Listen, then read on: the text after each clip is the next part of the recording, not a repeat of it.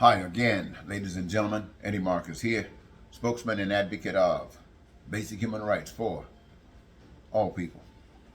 You know, if you think about parents and how parents raise their children, if you observe them, you can find that certain conduct plays a major role in the finished product. I've seen people try to be really nice to their kids, and their kids come up a disaster. I've seen parents try to raise their kids with some discipline, and the kids come up pretty good. Not that all kids who have discipline come up pretty good, but everything has its value. And I mention this to say, this country that I'm living in, America,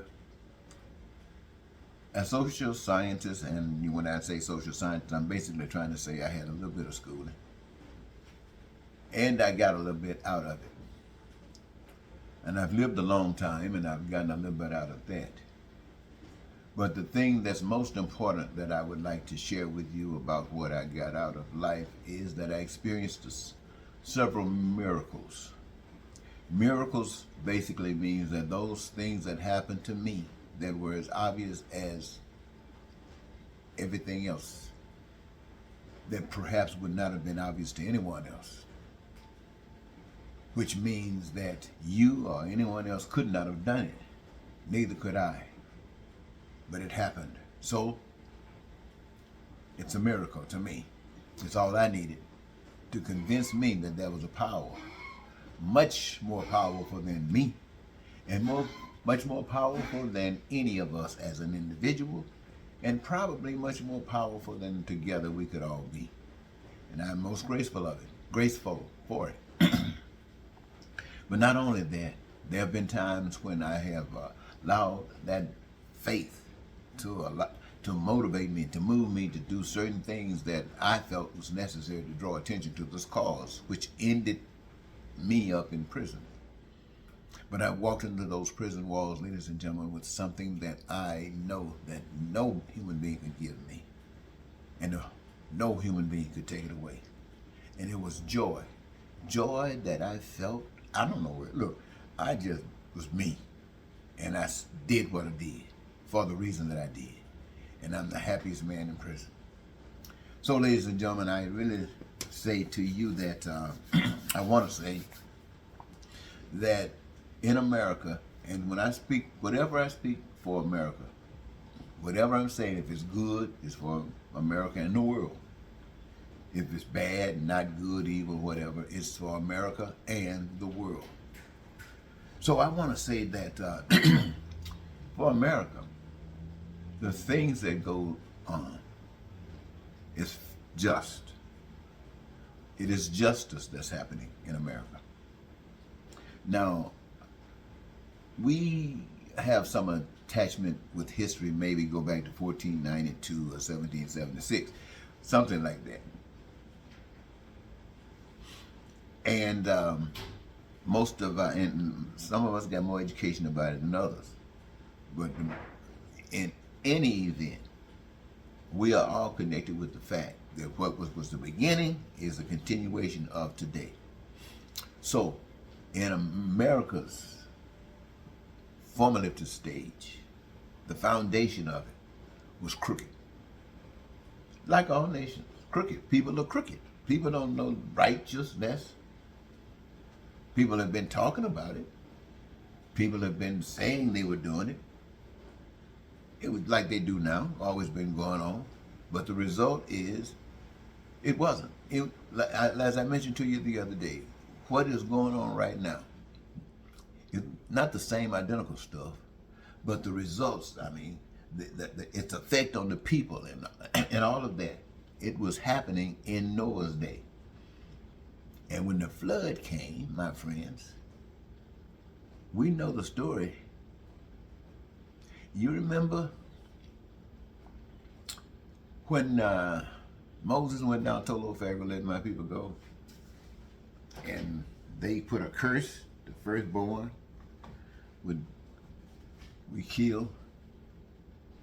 But that power that Psalm tell you about invisible power that's capable of doing so many magnificent things, says, okay, tell the people that have faith in me. This is paraphrasing. Put some blood on that door. Put the blood on that door. And supposedly, according to the story, death came down through that town, took the firstborn. Not of the Hebrew children, but of the slave children. Did it happen? I don't know. We talk about Sodom and Gomorrah. Many of you know that story. And what am I trying to say? I'm saying that people are corrupt. I'm saying that people are evil. I'm saying that the evidence is always there. Always. Pain and suffering, deception, lying, cheating, confusion, hatred, racism, bigotry, all that kind of stuff, terror, all of that is tools that's being used. It comes from the expression of a lack of compassion, a lack of love, a lack of understanding, denying of God. That's what it's really from. This is what keeps people down.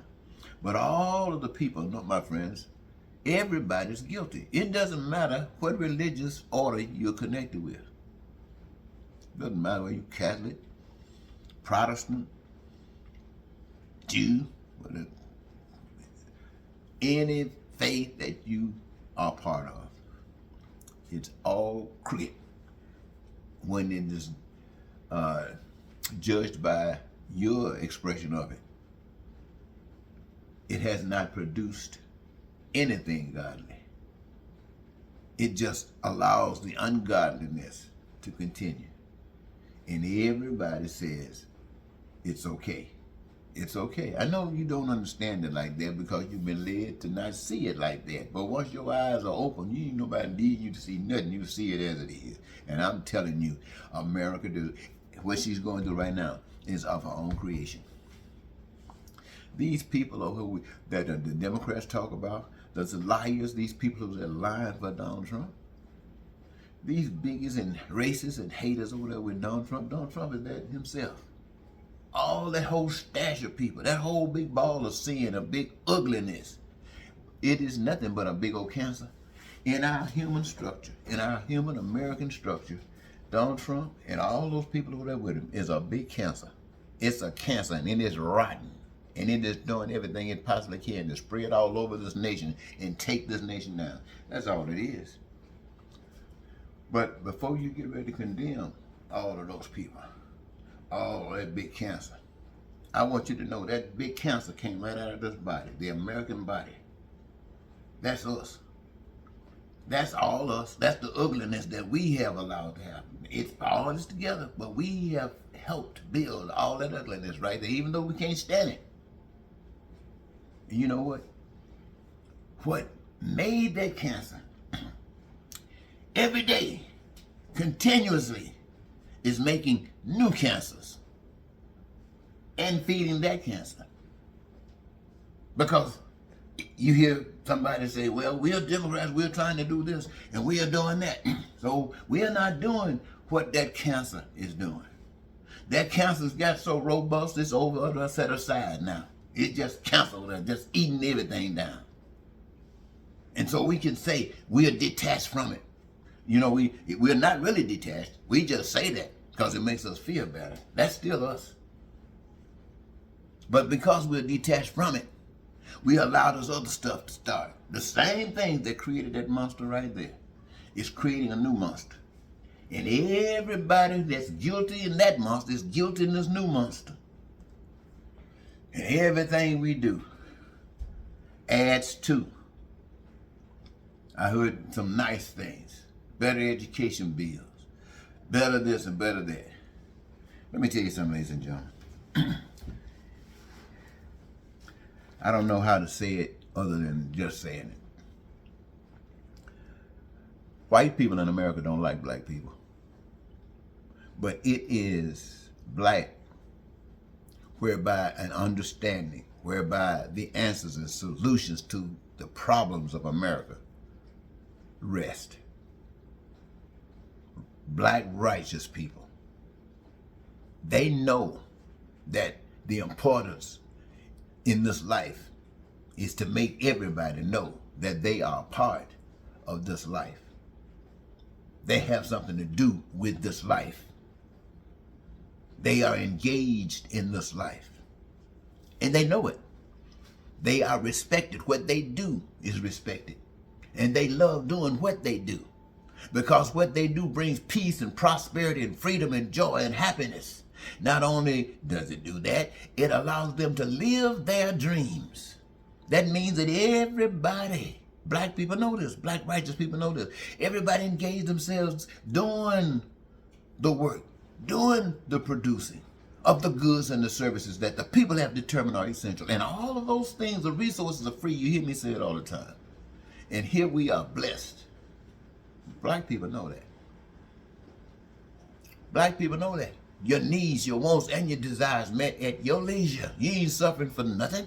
Why? Because that great power that I'm telling you about, while you are sitting there doing what you love doing, it is interconnected in such a way that everything that reservoir is holding, that's what you're creating, making in such an abundance that no one would have to suffer like anything. Now, see, a black person can tell you that. A black person, and you know what? And everybody is satisfied in their lives. Everybody is like living in heaven. Nobody's missing nothing.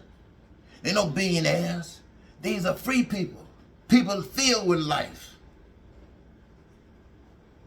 The black man tell you that. White man can't tell you that. No, white man can't tell you that. See, white man not going to tell you about that compassion, that empathy, and that love that you have to have for one another. No, white man going to tell you about money. Why? Because his intent is to exploit.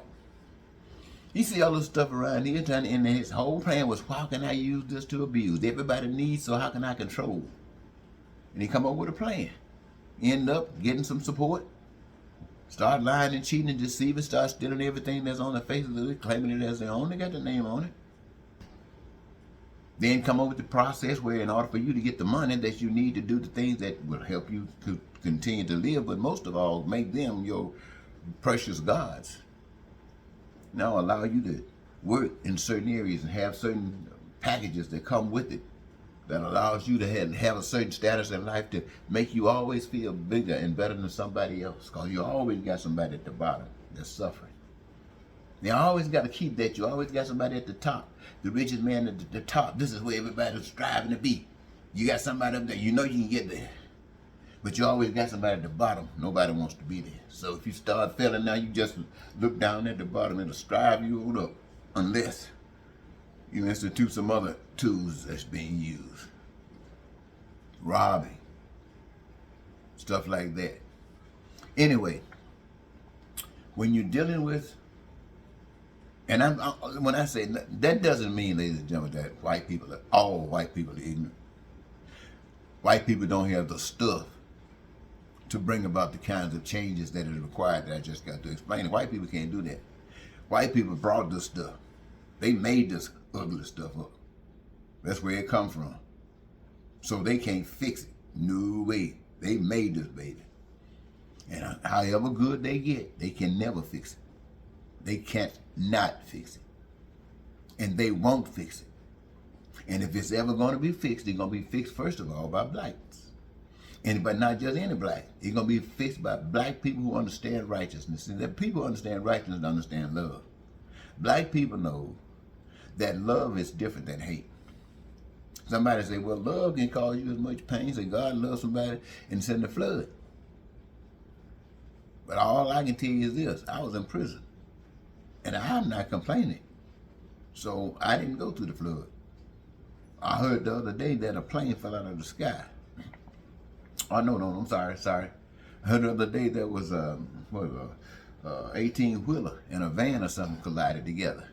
9 people were killed. But I heard that there was a 2-year-old, I think it was 2-year-old, I hope it wasn't 2 months, with not a scratch. Can you imagine? That's as fantastic as putting some mud on a blind man's eyes and opening it, he can see. What a testimony that is. What a testimony that one should be able to tell. Golly. And it doesn't matter whether anybody else believe it. All it takes is for that one to know. Just like I know that there's a God. That's why I can stand there and tell you all of the stuff that's going on. I love to hear the Democrats talk about good stuff they trying to do. Because it's so much better than that stuff that the cancer's talking about. But when I'm facing reality, it's just as dangerous to those people who suffering as that cancer is to the people who right now who are not going through that much. So the whole message is, if we have what we deserve. You hear that? Listen. That's my dog. She got a cough. And they've been talking about it on the telly. And it seems as though when I took it to the doctor, nobody knew what it was. And as I've been watching, still haven't found. I don't know what's going on. If anybody knows what's going on, maybe you should do some videos about it or something, because I've done some research. Now, I don't think the dog appreciates that. But being a black man living in America, I understand. Healthcare is something that is a luxury. But the black man knows. Let me see. Let me just tell you like this, ladies and gentlemen. Let me say it like this. I'm just going to make you understand it. In the righteous way of living, there is no money. You don't need money. The joy of life is knowing what you came here to do and doing it. Money can't buy that. That's the greatest gift that you can have. Knowing who you are, what you came here to do, and doing it. Because people appreciate it. It's needed. It's wonderful. And you know it. Now you're doing it. Now everything else that happens in this life is nothing but cream on the top. Your housing is free the way you want it, and all is fixed up. Your transportation, your education, your health care, your infrastructure, your everything that is made for humans to experience in America, around the world.